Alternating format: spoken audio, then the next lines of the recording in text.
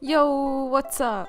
So today we are doing another landscape with a castle and a wall and some grass and later some sheep and maybe some mysterious dragons in the sky.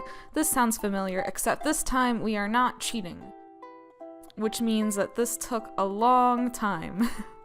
And by cheating I mean I'm doing grass. I mean the grass doesn't end up looking that great, but it's not snow. Everything's not a cartoon, it's not line art. I tried to do everything as if I was painting a landscape.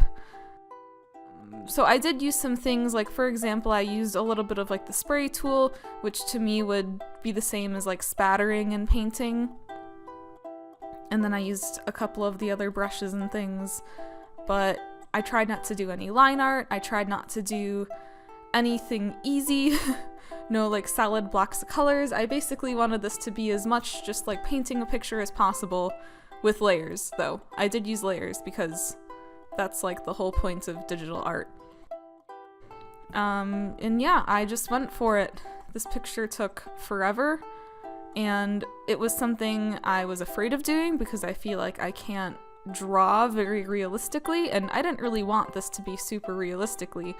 Oh geez, I didn't really want this to be super realistic, but I didn't want it to be a cartoon. I wanted it to be somewhere in between, something a little bit, slightly fantastic, slightly more stylized realism, I guess.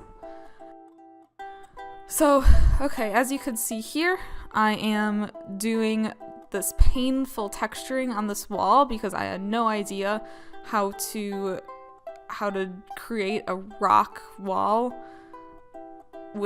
in digital art. I don't know, for some reason this is something that's a lot easier for me to do with real materials. Like in watercolor you have different texturing methods. You could use sponges and stuff, I don't know, other ways to texture things, but in digital everything's just so flat. So I had a lot of difficulty bringing texture into things, and as you can see, this wall took me absolutely forever to figure out how to make look nice. You'll also see that for our 3 different rock elements, the wall, the castle, and like the cliff in the front, overall I did like 4 completely different techniques, because it was like every time I sat down to do one of these elements, whatever technique I used previously just didn't work anymore, and I had to do something different. So I definitely learned a lot along the way. I'm really glad I just sort of went for it, because normally trying to do any sort of drawing like this is just really intimidating, and I never finish it. I usually start it and then get halfway there while it still is in its ugly stage, like we're in right now. But it does get better, I promise. It's actually about to get better quite soon. Once I get the wall completely done and start working on the castle and have most of our stonework done. Okay, so this is sort of the second technique I was talking about, where I'm using what I would consider kind of like a spattering brush, but it's like a spray brush. And that looks really nice on that far away, sort of hazy wall that's out of focus. But then here I needed to blend those 2 techniques together, because this wall is a bit in between the 2, but it's also lit up a bit more, so I needed the highlight parts. But I also needed like the spattering textured parts, but I also needed, those smooth grooves in between and a little bit of the, smoother aspect of the first stretch of wall we did. And then I made this huge mistake here of putting all this spray tool on this cliff in the front. That was horrible. That goes away, I promise. Alright, let's see, what's next? Oh, this is another huge mistake. I was going to maybe possibly use the grass tool in this paint software. I didn't. It looks horrible, it looks fake, it just looks spiky.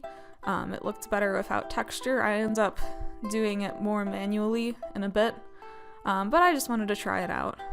Oh, here's me doing some more work on the cliff in front. Yeah, it took a while for that to look decent. It actually never really did, but just sort of looked good eventually. Alright, and now I am figuring out a 3rd technique of creating stonework in a digital drawing on our castle, and apparently I can't draw a stone face to the correct proportions dimensionally, so I just sort of drew a flat wall and then used the mesh tool to actually make it look good. But I didn't cheat the second time, and the second bit I did it properly, but some of the rocks are a bit too stretched vertically, but at least it has that dimensional aspect. And we have some highlights and textures and shadows and all the rocks in the castle. The castle, I was very surprised how easily that all came together. It all just sort of worked, which is rare for me. Normally when I try to do something, it doesn't work. As you could see, that wall, that took me about 18 hours to do. Not actually, I mean, you could calculate it if you like. All of this is times 32 speed in the time lapse. Yeah, so I'm finishing up the castle here, and I was actually pretty proud of how that looked. It's a bit smooth, and it's a bit too bumpy, especially because the wall around the castle is very smooth, and the castle itself is very bumpy, but I just really liked both of the different rock textures that I found, so I decided to use all of them. And then I'm finally smoothing out that awful spray effect on that front cliff. Alright, now this is another time, like when I would be doing grass and painting, I'd be doing a lot of like spattering to give it texture, so that's sort of what I'm simulating with the yellow bits. Those could either be, I don't know, dandelions or fireflies or just grass texture. And then here's me manually drawing a bunch of grass. This isn't the most realistic of grass. It's a little bit more stylistic, but I kind of like it. I like it more in the far away and on the sides than the close-up bit in the middle that you'll see eventually. It was increasingly difficult to make long, bigger strands of grass look nice. I almost would have been better off to just keep them all small and not be dimensionally accurate, but that's okay. So this is when the picture is actually starting to look like a castle and some grass, and I'm really proud of that.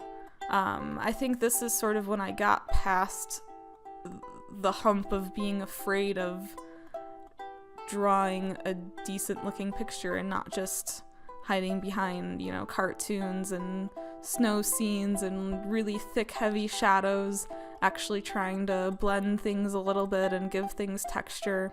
I don't know, it's really fun. I think this is my favorite bit of grass right here. This side of that hill with that hits the light a bit more. It looks like fur. I love it. I feel like I learned how to draw fur from just doing that little part of the hill. And then after this is where the grass drawing goes a bit downhill. Literally, because we're going down the hill, and figuratively because it looks worse and worse. I actually end up erasing part of this middle section later because I couldn't stand how it looked. I had those, oh, that clump of just all of the lines, just all the lines. Oh, okay, we'll ignore that for now.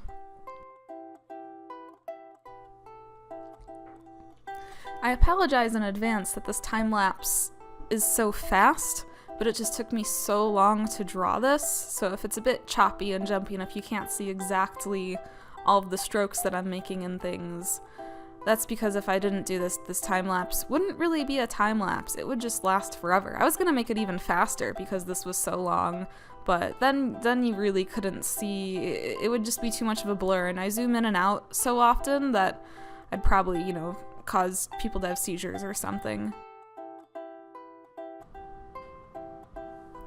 One thing you might catch, as soon as I finish the grass here, I changed the tone of all the grass. I changed the hue to a couple shades warmer to give it more of that real grass color look. So right now it's green, and now it's a bit bronzy yellowy. I like that better. And sort of halfway through doing the grass, I knew that I planned on doing that, but I just kept using the colors that I was using for consistency's sake, and then I knew that I'd just sort of change them afterwards. Oh, and this is where I learned how to draw clouds. At first they're puffy and ugly and don't really look like anything, and then once I looked outside and looked at some real clouds, I figured out how to make the clouds look better.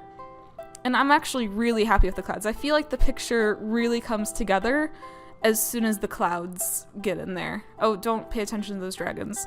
They didn't work out. And now we have a bunch of very strange sheep silhouettes in the picture. Later I had to go back and figure out what I was trying to, like, when I drew those, I had certain poses in mind of what the sheep were all doing, and then I came back, you know, a couple days later and had to figure all that out. Like, some of them are obvious, like you could see the sheep head and the sheep body, and some of them you're like, what is that blob supposed to be doing? Okay, so I'm finally addressing the ugly cliff in the front of the picture.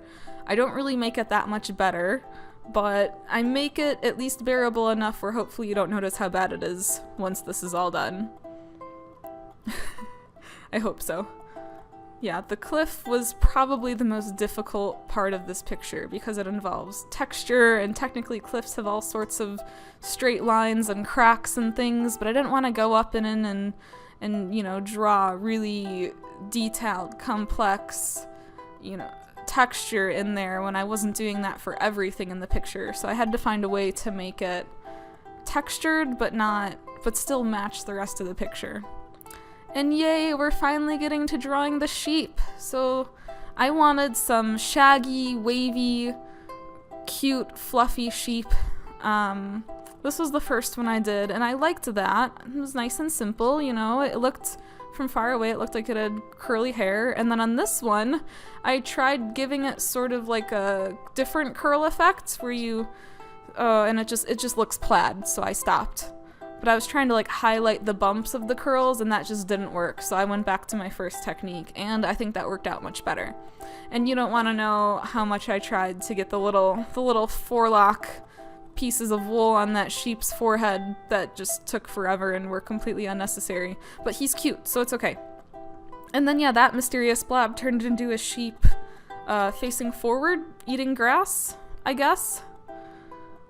And this one is a bit more puffy cotton ball-y than the others, but that's okay. And then of course I needed some black sheep because, I don't know, I've always been a bit of a black sheep. Maybe? I don't know. All sheep are cute. I wanted some more variation in sheep. I wanted to do some, the one has a black face with a white body. I wanted to do all different, you know, color patterns, but I also wanted them to all look like they were the same species, like they all belonged, and I mean, like they were all the same kind of sheep. So I didn't get too crazy. I did a little bit of color variation, but nothing, I didn't do any patches or spots or anything. And yay, we have most of our sheep done. Just these last two in the front. And these two, I felt like I had to make them really good. I don't know if I achieved that, but I had a lot of practice with all the ones in the back. So I have another nice, beautiful black sheep up in front, or maybe more of a brown sheep, actually. I guess they're not really black sheep. I'm not really sure what distinguishes I don't know. They're all sheep. And then another cute little sheep with more of a tan brown face and a sort of whitish, beigeish coat. I mean, right now it looks brown, but he is one of the lighter sheep when it gets down to it.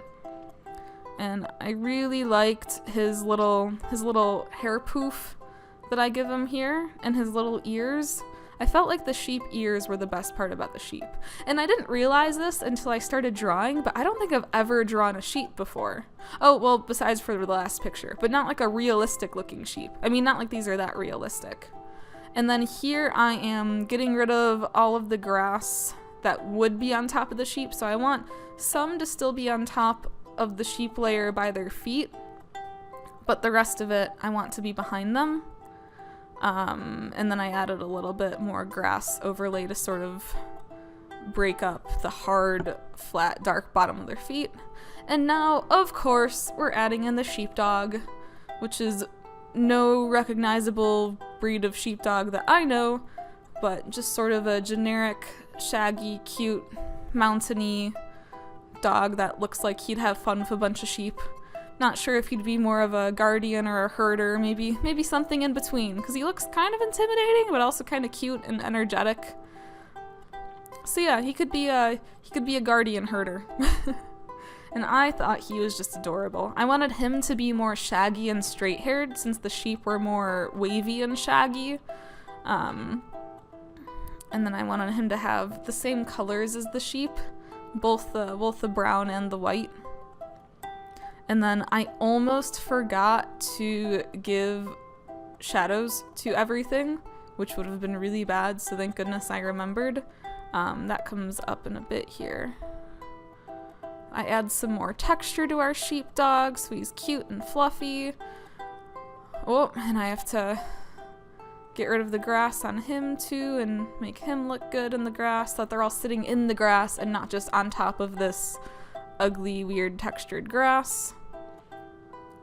Alright, and this, so this is when I decided to fix that patch of ugly grass in the front. I don't think I really made it any better.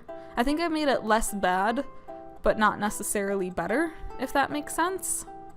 And then this is when I remembered to give everyone shadows, which would be mildly disturbing if none of these animals had shadows. But then again, I mean, the grass is sort of textured and shadowy anyways, so it doesn't make too much of a difference. And last but not least, of course, we need some mysterious dragon-like objects in the sky. Except for these ones look a bit more obviously dragon-like, but I mean, I'll leave that up to you to decide. Oh no, that dragon took me... That was bad. I should have just cut that out.